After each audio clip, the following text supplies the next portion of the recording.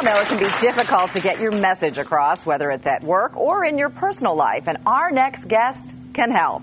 Selena Razvani has written the book, The Next Generation of Women Leaders, and she's here with us today with the do's and don'ts of communicating. Welcome, Selena. Thanks for being with us. Thank you for having me. Tell me, first of all, what made you decide to write this book? I really wrote the book because I didn't see very many female mentors at the top of the corporate world. And I wanted to change the conversation. I wanted to get some advice from them and pass it on to other women in the beginning of their career. And what's the most common mistake you think that women make, whether it's communicating on a corporate level, trying to climb the corporate ladder, or if, just in general communication? I'm glad you asked. One of the biggest things is doing things that diminish credibility rather than building it. And we do this sometimes with communication by qualifying our statements with things like, I'm sorry if this is a silly idea, this might be off topic, I may be wrong here.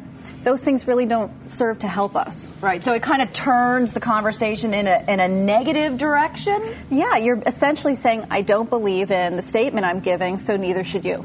Okay, and what about body language? How important is that, whether you're a businesswoman or you're just, having lunch with a friend or you're starting up a business? It's so important. Research tells us that when in doubt, if there's a disconnect between your body language and your message, people will always trust your body language. That's what they'll listen to. So if you congratulate somebody and you have a smirk on your face and crossed arms, they're going to listen to this. So keep that in mind. You want to align your message and your body language always. And what's the most important kind of body language? Is it kind of like you and I are, facing each other, smiling at each other, eye contact, that kind of thing? A good default is a nice open torso, which says, I'm not hiding anything, I'm inclusive, right? I'm not just looking at you if I'm with a group. That really helps. And same with your eye contact, to be inclusive. What else? You say in your book, don't make a statement using a questioning tone. What do you mean exactly by that? Yeah, sometimes when we're not sure about what we're saying, our voice trails up at the end of the statement, and that really doesn't help. Again, it diminishes credibility.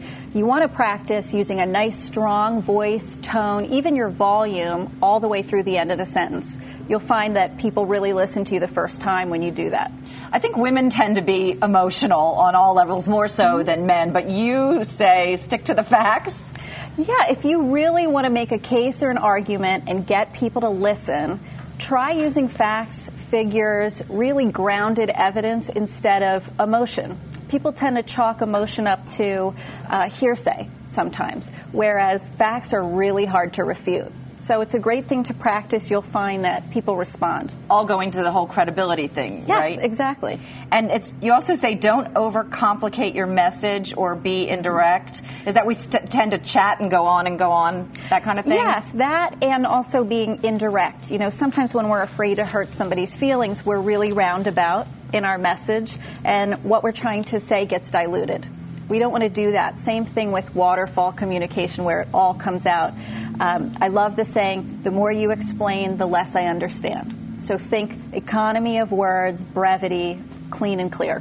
What's your single most important piece of advice if I'm sitting at home watching and thinking women communication? What would you say to people? I think a really important thing is have a 3-year vision for yourself and be communicating it often to people. Express it. Nobody on earth can help you connect to jobs, resources, or anything you want if they don't know where you want to go.